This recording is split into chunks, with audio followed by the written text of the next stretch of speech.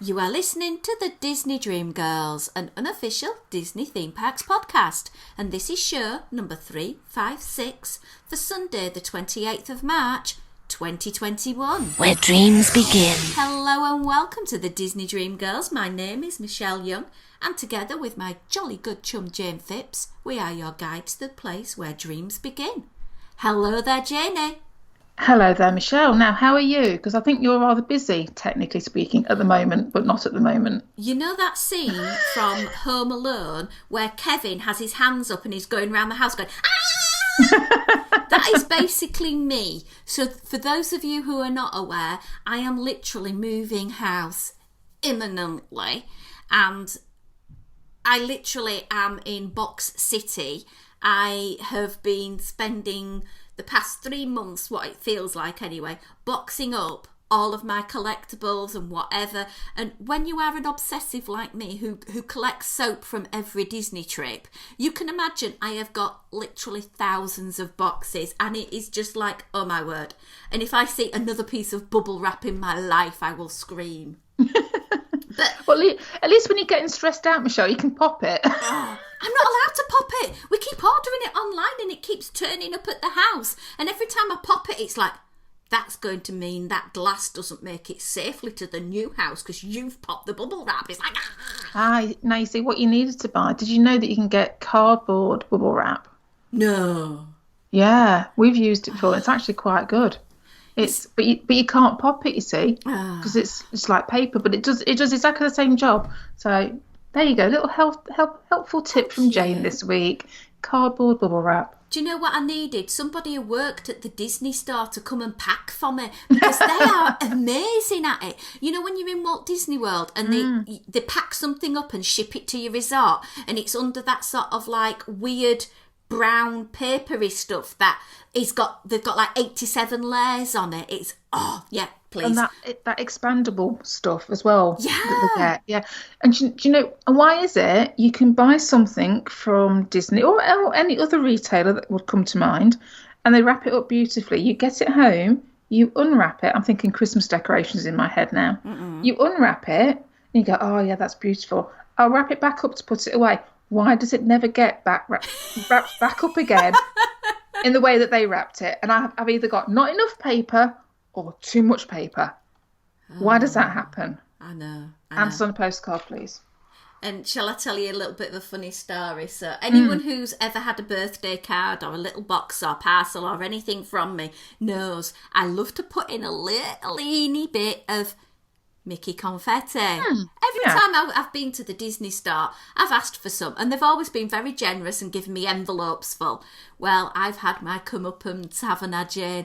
Because my little collection box of Disney Mickey confetti got upended. Oh, I'm finding it everywhere. In my undies, I'm finding it on the floor, I'm finding it everywhere. It's just spread around the house like chicken pox. It's unreal.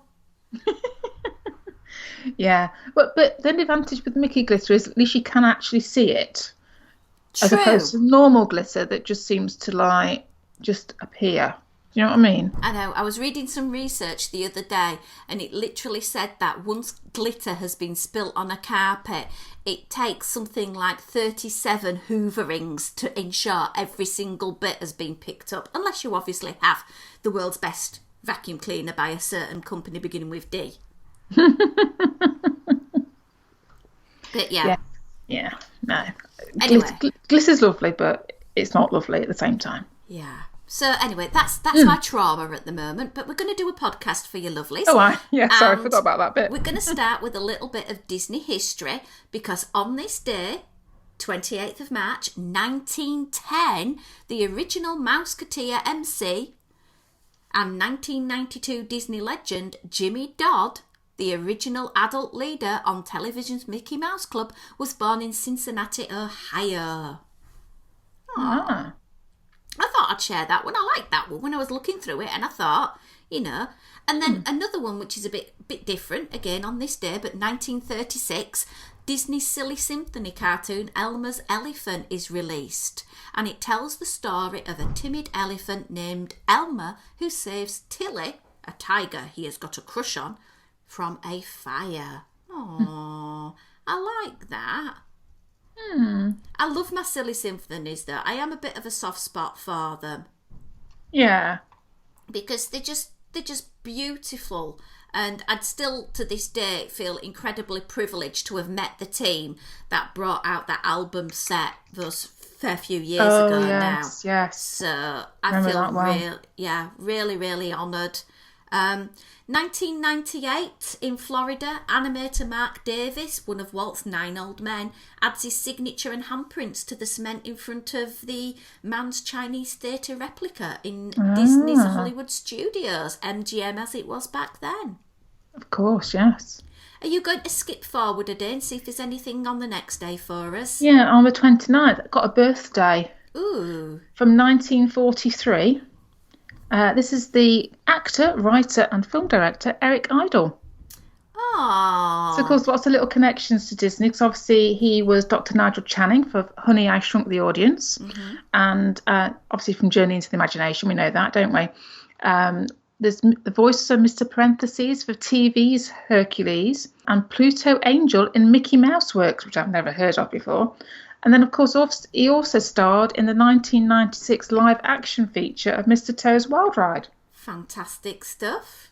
And then a little side note, obviously he was probably best known for being in Monty Python's Flying Circus TV show. And my husband, Simon, bless him, way back when, had to do a computer game based on Monty Python's Flying Circus. Did he? Just let that sink in for you and try and figure out how you do a computer game on that. It was kind of stressful, if I remember rightly, when we were going through that. Aww. But hey-ho, little side note. That just shows how old that Simon and I are. Well, fast forward to 2012. A 12-inch Buzz Lightyear toy that spent 15 months orbiting the Earth on the International Space Station is donated to the Smithsonian's National Air and Space Museum in Washington. Can you just imagine a Buzz flying around the Earth for 15 months? To infinity and beyond! Literally, yeah.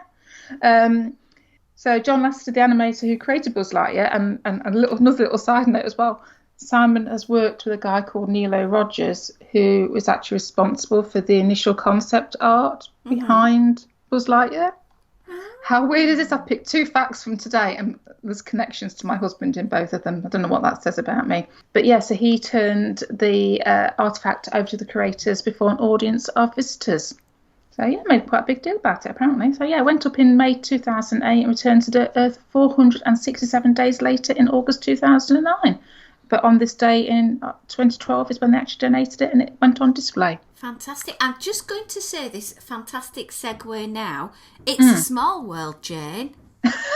Yes, Michelle. Because tomorrow in the UK Disney store, Shop Disney, from 8 a.m, you will be able to acquire a It's a Small World key. Now, Disney in the UK are doing it slightly different to the Disney store in the USA.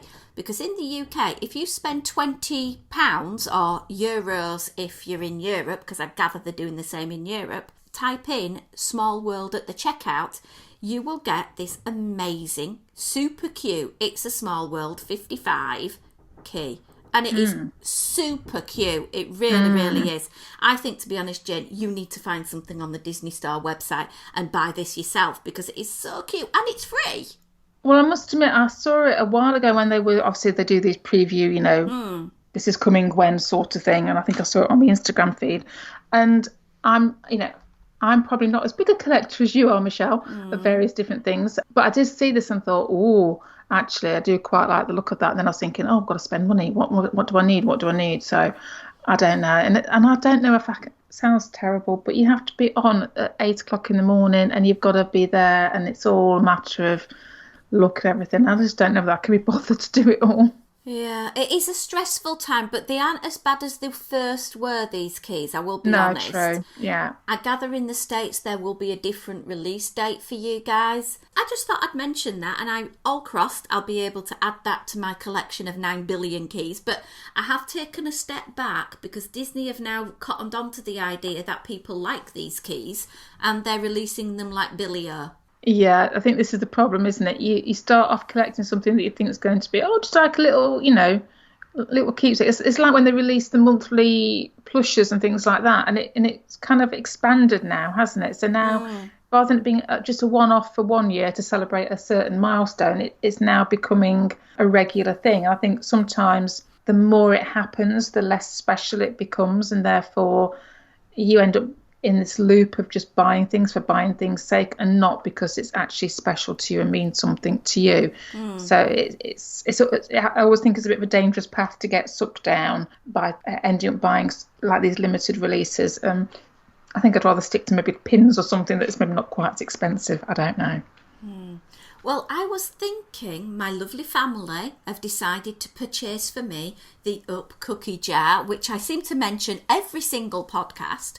So they've decided to buy it as a combined birthday present, because I am going to be the big 50 in May. Woohoo! No party allowed, thanks COVID. And the only thing I'll be literally doing is probably holding this cookie jar on my lap and eating cookies all day and crying into my wine. Because I can't do anything and it's a special birthday. I'm going to say we'll have a Zoom call, Michelle, but I'm not quite sure how that'll work, love. If you're going to be sat there crying into your wine. Anyway, so the children have decided they're going to buy this, and I was overwhelmed. So I've said to them, if you buy it on the 29th, you'll get this free key as well. So they're all set for that. And then I was having a little look at the Disney website the other day, and it's on sale in the USA, is this? And I thought, oh, that's great that you can go into a Disney store in the United States and you can buy this for $54.99. And I thought, hang on a minute. Whoa. It's £49.99 in the UK. That doesn't sound fair. So let me just tell you right now that it works out roughly at £40 in the UK. So Disney, you are ripping us off. Why do we have to pay £10 more for this cookie jar? It's not fair. Slam it down £10, please, $39.99, and do it by tomorrow morning for when my kids want to buy it for me. I think this is often the case, though, with a lot of American pricings. I used to say years and years ago about daft things like McDonald's. If a Happy Meal in the States is $1.99, it's often £1.99 over here. So they seem to do this sort of weird price transference where all they do is they change the denomination of the currency at the beginning of the price and not the actual numbers. Or that's what it feels like half the time. Yeah, it's really annoying. Yeah, because we're not talking about a little bit of money either, are we? We're talking about a big chunk of money when you consider the overall cost. So. Yeah. And it's not like it's gone any further, because it's not been made in the UK or Europe or the USA, has it? Let's be honest. No. Anyway, gripe over. Hope you're listening, Disney. 8 weeks and I'm going to be a granny. Crikey, that's coming around fast, Michelle. Literally 8 weeks to my birthday and 8 weeks to being a grandparent, because my daughter Emily is expecting a baby on May the 14th, which is the day after my birthday. So there's a good chance you could be sharing a birthday then, Michelle. Yeah, so I might not be crying into my cookie jar. I might be in the labour ward at the hospital holding a hand. You just don't know. No, that's true, yeah. So normally my birthday is all stressy because we have our SATs in the UK that week, but because of COVID, they've cancelled them. So that's pretty good. And the school has a occasional day on my birthday, so literally I won't be working on my birthday because it's a big celebration. Oh, nice. Of Eid, so we will be closed for the day. So while my friends and colleagues and pupils at school will be celebrating Eid, I'll be celebrating my birthday and hoping that my grandchild will make an appearance. And to top it all off, I've got my first hair appointment after lockdown. It's on your birthday. So I'll be celebrating your birthday by getting my hair cut. Oh, bless you. I will have my hair done in April because I was on the ball and I got an appointment literally the minute my hairdresser offered one to me. I was like, yay! I was so happy. I was beyond happy. But anyway, so I was sort of thinking about all the Disney cute things that I could be buying for this baby and all of the cute outfits, and then she goes and says, oh, but my friends have given me all these clothes, and she's got literally suitcases of 0 to 6 months of clothes that her friends have bought for their babies and they've never worn. So luckily there's a lot of Disney in it, so I'm feeling quite good that my daughter has got a good selection of friends. Yes, and obviously the fact that we need to brainwash this baby from a very young age. Absolutely. Did I say that out loud? Sorry. No. My plan was, if COVID was all sort of sorted and whatever, that baby's going to DLP with me in the car. I don't care if Emily comes or not, the baby's coming.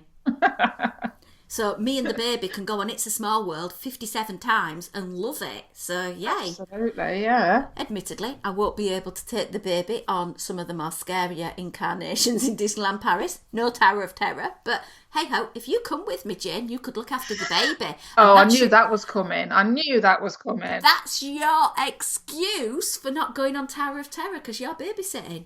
Yeah, true. Could see that one coming a mile off, Michelle. Thanks. Hey, it's going to be Emily's baby. It's going to be a really well-behaved baby, let's be honest. Right, no more joking.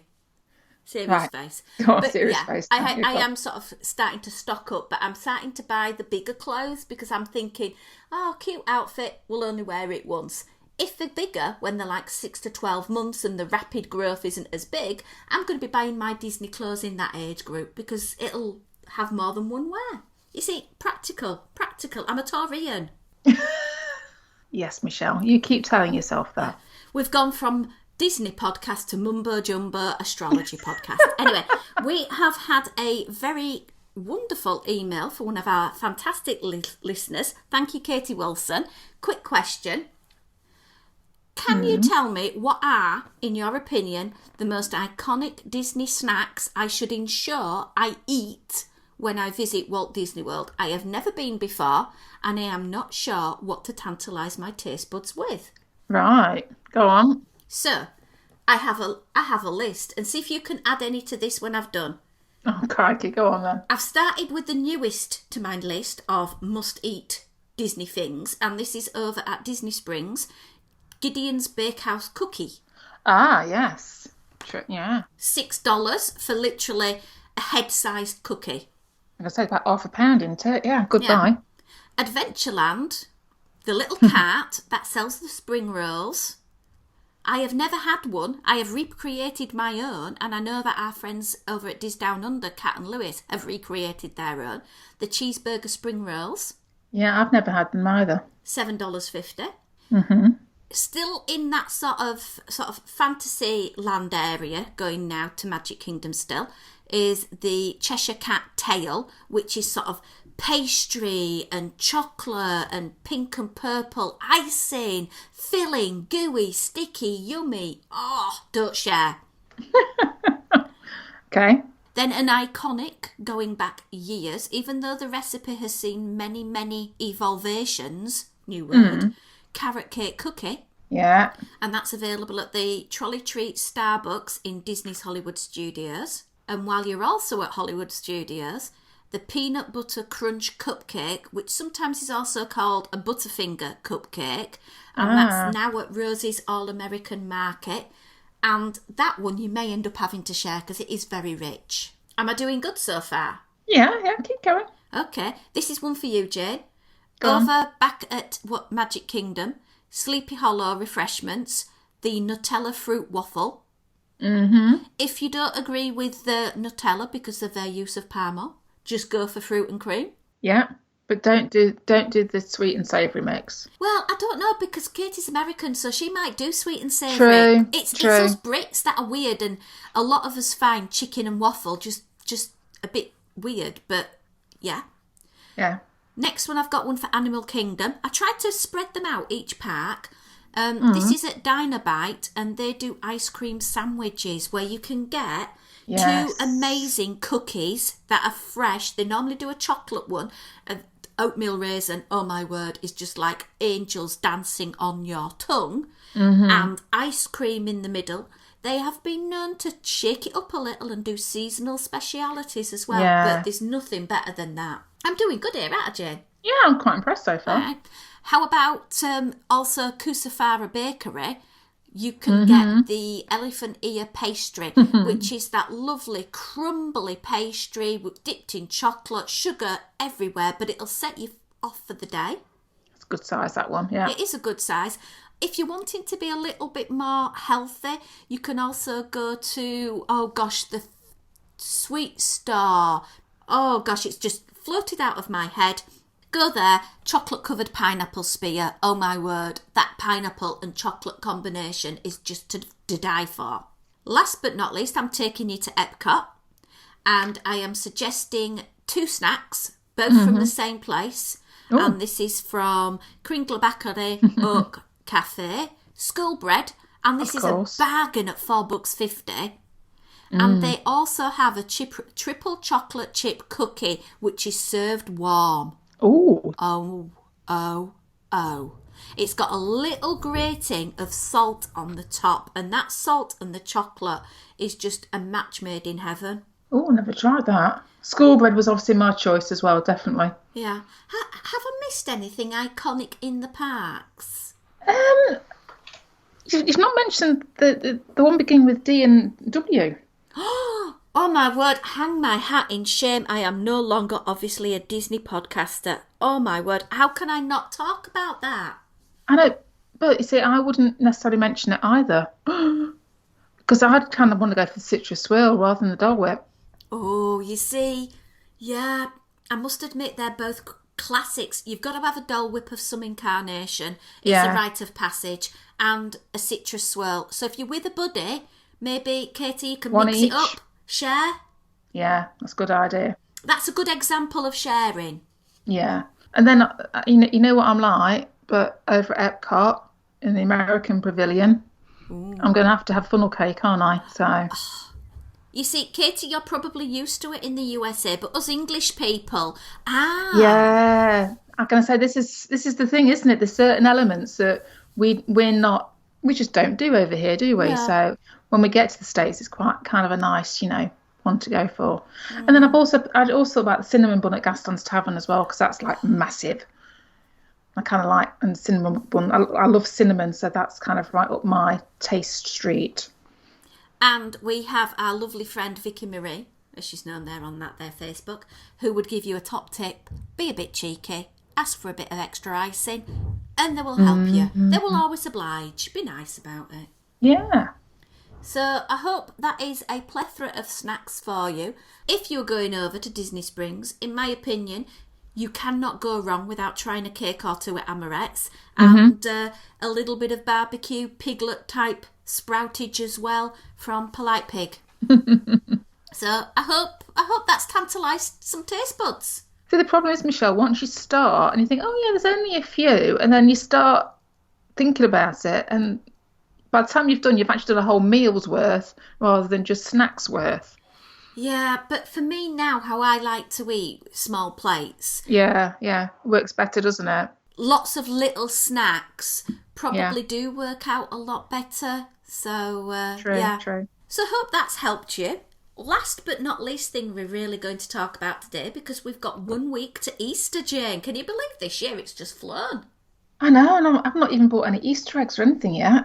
Well, you see, I'm in a debate, because normally I'd have the kids up at Easter and give them Easter eggs, but I don't want to post them because the posties, bless them, are working so hard at the moment. I don't want to overburden them. True. I'm not going to be able to go drop them off. So, oh really, Jane? Am I going to drive all the way to Manchester to deliver a vegan Easter egg? Probably not, Michelle. No. Not when you've only been in your new house for a week, so no. No. So I think that's not going to happen. But our lovely friends at Walt Disney World and Disneyland have shared a plethora of treats that you can have or recreate if you're not able to be there. And we thought we'd pick out 1 or 2 that we particularly fancy. Jane, are you going to do Walt Disney World and I'll do Disneyland? Yeah, I can do. Do you want to mention a few that you would particularly be heading off to? I can do indeed. There's lots of, how can I describe it? There's kind of a colour palette running through quite a lot of these. There's kind of like a turquoisey blue that keeps reappearing quite a lot, and there's lots of pinks and pastel yellows, and all very, very pretty things that are coming across. Over at Animal Kingdom Restaurantosaurus, there's a very cute thumper cake. It's got like that disc, that chocolate disc on top with the thumper, but it's a carrot cake cupcake, and I love carrot cake, so that's why I'm kind of drawn to that. So it's got a cream cheese filling, and it's got caramel buttercream, and then I say the chocolate thumper on top. There's little carrots and little flower on top. It looks very, very cute. We've also, which looks kind of cute and kind of, I don't know, rude. You're thinking of amarettes, aren't you? No. No. This is the key lime robin egg, and it's at Le Cellier at Epcot, and it's like a little dome of key lime mascarpone cheesecake with blueberry. Yeah, and it just looks funny. That's all. Because I was thinking amarette's offering looks a little bit funny. Yeah, again, it's a dome shape, isn't it? But that's because it's got the little bunny thing on. Yeah, what do you call the bunny's tuft? His tail. His little tail on top, isn't it? Yeah. So there's quite obviously a lot of play on bunny going along on a lot of these at the moment, as you would expect, as it is a Easter themed thing. Now, where did I see it? There's one that's got a really beautiful inside, where they've used lots of different colours on the sponge, so you've got like a rainbow effect on the sponge. So is that the one at Disney Saratoga Springs, the artist palette one? Because I saw a picture last night of that. And you like open it up, and it's kind of not what you would, it's a classic. Because I always find with cupcakes, you look on the outside and they look, they've gone to great detail with putting lots of things on top of a cupcake, and lots of buttercream and lots of fondant icing and lots of decorations. So then sometimes you open up the cupcake and it's like, oh, that's it inside, is it? And this one you open up and it's literally like a rainbow of colours inside, and it does look rather amazing and not what you necessarily be expecting to see, if that makes sense. It's and it's got like a jammy, gooey centre to it as well. But and it's just looks very pretty and very gooey, and like it's going to put £3,000 on the minute you eat it. It was nice to see that they're preparing the Easter egg displays for the resorts as well. That really made me hopeful for a Christmas gingerbread house as well. Yes, because I'm not sure it all happened last year, did it, with everything that was cracking off. So, it's nice to see those little traditions sort of creeping their way back into Disney World and Disneyland as well, to that extent. What have you got from over at Disneyland, Michelle? Trolley Treats at Disney's California Adventure Park. Oh, my word. Different incarnations of the simple Rice Krispie treat to look like a bunny. So cute. I'm going to put all these pictures over on our website, DisneyDreamGirls.com. Please go by and have a little look, but try not to look unless you've got a full tummy, because you'll just want to lick everything. But how about this from Ralph Brennan's Jazz Kitchen Express? So you can just walk up and grab banana Foster glazed beignets, banana rum icing, cinnamon sugar dust, caramel drizzle, and vanilla bean creme anglaise. That, oh my word. Oh, so yum. So many offerings. You can also go for brunch at Downtown Disney restaurants as well. Lots of sort of Easter egg offerings over there. So that is getting my sort of taste buds going. But when you're talking cute, there is only one place you can go to, really. And that is Tokyo. Because they have outdone themselves. Oh my word. Particularly with their use of Duffy and Friends everywhere. Yeah, I thought you might like that. Oh my word. They are just to die for. So cute. So cute. So, yeah, Tokyo and Hong Kong win hands down. And let's hope those resorts manage to keep nice and open so people can go utilise and enjoy all of those. But some delicious flavours, really, really delicious flavours, as well as cute looking food. And it's just nice to see, like we said before, that, they're still able to honour the times of the year and still churn out, that's the wrong word to use, but still produce lots of different offerings to match the seasons and the events, etc. So it would have been so easy for those sorts of things to have just like sort of halted and not gone to the bother of creating these things. So that has been a theme, I think, particularly with Disney World being open since last summer, that they've managed to carry on doing that. And even Disneyland with, Disney Spring, Downtown Disney, being open, they've managed to bring those little bits and bobs in to keep us all entranced and keep our love of Disney going, isn't it? Yeah. And I can just say to everybody now, if you are missing Disney so much, visit our website, have a look at what they've done with the Rice Krispie treats. These are so simple to replicate at home. Mm. Make the Mickey head shape, coat it in white melted chocolate or icing if you wish, and then make it into a bunny. How simple is that? And that is such a lovely little treat to give yourself, or if you have children. Fantastic stuff. So those little things will just fill everybody's hearts a little bit with the Easter occurrences of food. So if you are in the parks over the Easter period and you do get to try something, please tag us in on our social media at DisDreamGirls. We would love to see your pictures and your stories from your trips to the park. Yeah, do the research for us. Yeah, because we can't get there. We can't know. Right, guys, thank you for listening in. If you want more of our ramblings, you can always pop on over to Patreon/Disney Dream Girls, where we release extra audio content over there. You can follow along on the fun on our social media channels at DisDreamGirls, either on Twitter or Instagram. Please visit our blog, DisneyDreamGirls.com, where you can see some mouth-watering pictures of all of these foodie-licious pictures. And also, drop by our Disney Dream Girls podcast family page and share your love of Disney with us. Communicate with us like Katie did. Send us an email. We'll love doing little challenges like this. And we are now, as Disneyland's opening up again, wanting to hear about people's experiences from over there. Because we are liking to be bi-coastal. But until we're back next time, it's a goodbye from me. And it's goodbye from me.